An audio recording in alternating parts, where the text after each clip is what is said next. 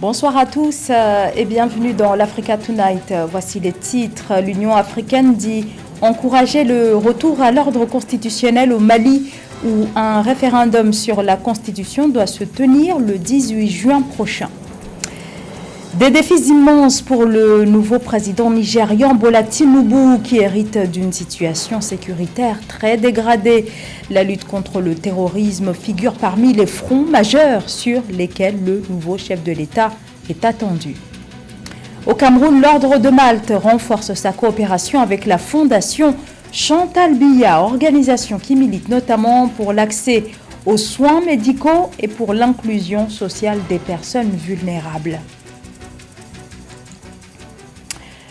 Suspension au Burundi du Conseil national pour la liberté, suspension décidée par le ministère de l'Intérieur à l'encontre du principal parti de l'opposition. La décision a été rendue publique ce mardi. Le ministère évoque des irrégularités par rapport au statut du CNL qui prévoit entre autres la tenue d'une réunion du bureau politique avant l'organisation du congrès. Le Conseil national pour la liberté, principale formation opposée au CNDD-FDD, le parti au pouvoir depuis 2005, dénonce une violation grave de la Constitution et une tentative visant à l'affaiblir.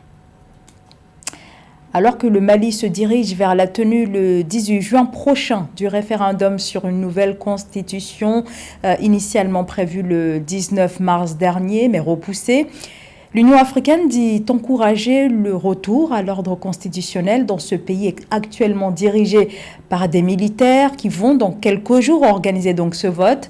Il s'agit de la première étape devant aboutir à des élections en février 2024. Alors, quel est le positionnement exact de l'Union africaine dans le dossier malien? Nous nous sommes posé la question. Et voici quelques éléments de réponse dans ce sujet de Séverin Douqueux. Le président de l'Union des Comores et président en exercice de l'Union africaine, Azali Assoumani, envisage de se rendre au Mali pour toucher du doigt les progrès de ce pays d'Afrique de l'Ouest dans la quête au retour à la stabilité. Reçu en audience le 5 juin 2023, Amada Madi, émissaire du président comorien au Mali, a déclaré que le président de l'Union africaine soutiendra toute décision souveraine de l'État et du peuple malien dans sa marche pour le retour à la stabilité et à l'ordre constitutionnel. C'était au terme d'une audience avec le président de la transition malienne, le colonel Assimi Goïta. Le président en exercice de l'Union africaine s'apprêterait à visiter le Mali pour voir de visu le développement, notamment la montée en puissance des FAMA, puisque lui, étant un militaire, même si à la retraite, il comprend mieux les choses concernant la sécurité. Ensuite, d'encourager le peuple et les autorités maliennes de la dynamique nouvelle retrouvée. Si cette déclaration traduit les progrès réalisés par le gouvernement malien, notamment le dynamisme sociopolitique retrouvé, mais aussi le renforcement du système de défense et de sécurité, elle permettra aussi de renouer la confiance dans la coopération entre l'Union africaine et les autorités de transition maliennes. Le 1er juin 2021, l'Union africaine avait annoncé la suspension du Mali de ses structures suite au coup d'État du 24 mai 2021, lorsque les militaires avaient arrêté le président Mbandao et son premier ministre Mokhtar Ouane. Le président d'exercice de l'Union africaine, qui est donc le président d'un pays frère comme les Comores, soutiendra toute décision souveraine de l'État malien. Le gouvernement de transition au Mali a fixé au 18 juin la tenue du référendum sur la nouvelle constitution, un processus qui doit permettre l'organisation d'élections en février 2024 pour un retour des civils au pouvoir. Le chef de l'État comorien envisage de faire le déplacement au Mali, mais aussi au Burkina Faso ou encore en Guinée, deux pays d'Afrique de l'Ouest qui ont également connu des coups d'État et qui sont dirigés par des militaires. Et pour compléter cette information sur le Mali, sachez que la coordination des mouvements de l'Azawad et la plateforme CSP-PSD qui ont achevé leur rencontre ce mardi à Kidal ont réaffirmé leur opposition au référendum du 18 juin qui devrait être organisé sur toute l'étendue du territoire malien, à l'exception de certaines zones du nord contrôlées par les groupes armés signataires de l'accord de paix de 2015, notamment Kidal et Ménaka, pour la coordination des mouvements de l'Azawad et la plateforme CSP-PSD. Il est impossible de soutenir le processus référendaire alors que l'accord de paix n'a pas été relancé. On attend les propositions des autorités de la transition pour une sortie de ces blocages, précise toutefois le CSP. Beaucoup de Nigérians comptent sur la nouvelle présidence pour donner un nouvel élan au pays qui s'enfonce dans une crise sécuritaire sans fin. La situation est très inquiétante dans le nord du pays, en proie à la dérive terroriste du groupe Boko Haram, qui a fait plus de 20 000 morts depuis 2009. La lutte contre cette insécurité persistante, un front sur lequel le nouveau chef de l'État, Bola Tinubu, est très attendu. Marie-Raphaël Antolo. C'est dans cette démarche visant à renforcer la sécurité nationale et à combattre le terrorisme dans le pays que le président du Nigeria, Bola Tinubu, s'est rendu au Centre national de lutte contre le terrorisme à Abuja le 2 juin 2023. Il a à cette occasion encouragé les agences à collaborer étroitement, à partager des renseignements précieux et à tirer parti de leur expertise pour élaborer des stratégies globales de lutte contre le terrorisme en favorisant une culture de collaboration et de partage d'informations. Ce que je vois ici est une démonstration de l'intelligence et des efforts déployés pour combattre le terrorisme. Cela doit être fait avec de la sagesse. Si le combat contre le terrorisme n'est pas renforcé par la sagesse, cela ne rendra service à aucune nation. Depuis le début de l'insurrection de Boko Haram dans le nord du Nigeria en 2009, plus de 2295 enseignants ont été tués, 19 000 personnes ont été déplacées et près de 1400 écoles ont été détruites. Des violences qui sont à l'origine de la crise humanitaire qui touche l'ensemble des pays du bassin du lac Tchad. Outre l'insurrection de Boko Haram, la sécurité nationale du Nigeria est également menacée par l'État islamique en Afrique de l'Ouest qui de force contrôle des pans du territoire, notamment dans l'État du Borno. You can't have a disharmony in an orchestra. Vous ne pouvez pas avoir de désaccord dans une partie de ce plan de sécurité. Nous devons nous concentrer sur une direction, partager les informations, partager les renseignements, coordonner et travailler plus durement. Shared intelligence, coordinate and work harder. Pour le général de division Babangana Monguno, le conseiller à la sécurité nationale, la visite du président Tinubu offre non seulement un réconfort et un soutien aux agences opérant dans le Centre national de lutte contre le terrorisme, mais montre également la confiance du président dans leur capacité à contribuer à l'éradication du terrorisme dans le pays. Outre le terrorisme, la grande criminalité au nord-ouest et au centre et des velléités séparatistes dans le sud-est sont les principaux défis sécuritaires qui interpelle le président Tinubu.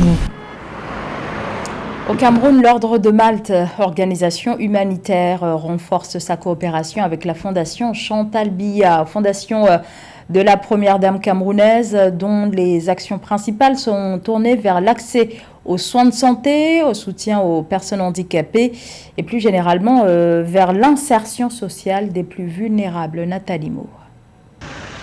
L'Ordre souverain de Malte, représenté par son grand hospitalier Sandro de Francis VI, a effectué une visite de solidarité à la Fondation Chantal Biya le 5 juin 2023. De cette faste occasion, Sandro de Francis VI, dont la fonction correspond à celle de ministre de la Santé, des Affaires sociales, de l'Action humanitaire et de la coopération internationale de l'Ordre souverain de Malte, a salué la fructueuse coopération avec la Fondation Chantal Biya. Nous apprécions cette fondation avec laquelle on collabore du premier instant.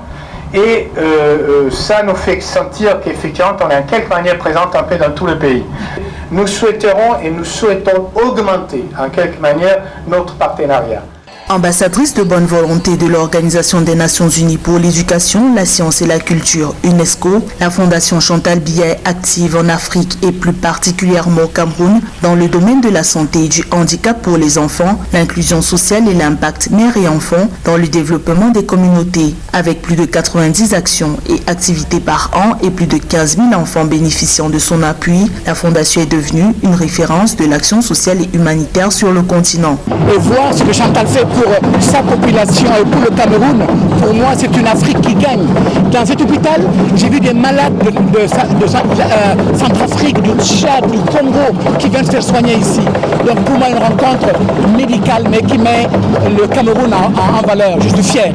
La visite du grand hospitalier de l'Ordre souverain de Malte à la Fondation Chantal Biya s'inscrit dans les engagements du grand gala de charité de collecte de fonds en faveur des œuvres hospitalières de l'Ordre souverain de Malte au Cameroun qui a permis la levée de 30 millions de francs CFA pour la lutte contre les cancers pédiatriques. Déterminée à renforcer les actions sociales et humanitaires sur l'ensemble du territoire camerounais, la Fondation Chantal Biya multiplie des partenariats stratégiques avec des partenaires de référence pour pérenniser son action et le bien-être en faveur des milliers d'enfants et de femmes au Cameroun et en Afrique.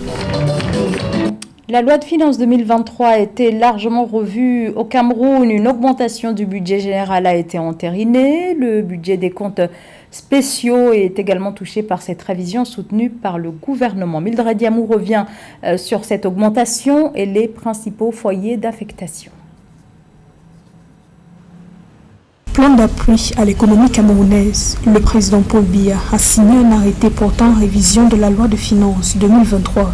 L'ordonnance fait passer le budget 2023 de l'État de 6 345,1 milliards de francs CFA à 6 726,9 milliards de francs CFA, soit une hausse de 381,8 milliards de francs CFA. La mesure prise le 2 juin 2023 a pour but de mieux maîtriser la dette publique et d'accompagner les ménages vulnérables. Cette augmentation du budget de l'État a été dictée par les impératifs de remboursement de la dette. Voilà la réalité. Les 19% restants vraiment ne peuvent pas apporter un appui conséquent aux opérateurs économiques ni soulager les difficultés des ménages qui font face à des augmentations de prix intenables depuis pratiquement 6, 7 ou voire 10 mois aujourd'hui. Subventionner les carburants, c'est une démarche pratique de partage des fruits de la croissance. Cette modification intervient suite à la décision du gouvernement, sur des recommandations du Fonds monétaire international, de réduire le budget destiné aux subventions des carburants. L'augmentation du budget de l'État représente une hausse de 367,7 milliards de francs CFA du budget général et de 14,1 milliards de francs CFA du budget des comptes d'affectation spéciale. Le budget révisé prévoit par ailleurs une baisse des dépenses courantes et des dépenses en capital de près de 100 milliards de francs CFA. Nous sommes donc dans une situation où l'État doit diversifier ses sources de recettes tout en évitant de paralyser l'économie. L'ordonnance du président camerounais Paul Biya fait partie des efforts visant à renforcer le développement socio-économique du pays. Les ressources économisées seront notamment allouées au remboursement des dettes et aux programmes sociaux. Les dépenses liées au remboursement des dettes augmentent de 308,2 milliards de francs CFA pour atteindre 1962 milliards de francs CFA, soit 30% du budget général révisé, tandis que les transferts aux ménages augmentent de 125,3 milliards de francs CFA. Voilà des semaines que la connexion Internet est perturbée en Guinée. Des associations sont vent debout. En plein mouvement de contestation populaire, certaines associations de presse accusent le régime d'une forme de censure. Le gouvernement a démenti toute implication dans ces perturbations contre lesquelles de nombreuses voix s'élèvent. Le point avec Mamadou Mouktar Soiré. Ces derniers jours, la Guinée connaît des perturbations dans l'accès à certaines plateformes de réseaux sociaux et sites d'information. À l'École nationale de journalisme Lycée de Kountia, les perturbations du réseau Internet ralentissent la formation des étudiants. Dans cette école où la quasi-totalité des cours se tiennent grâce à Internet, les enseignants peinent à dispenser normalement leurs cours.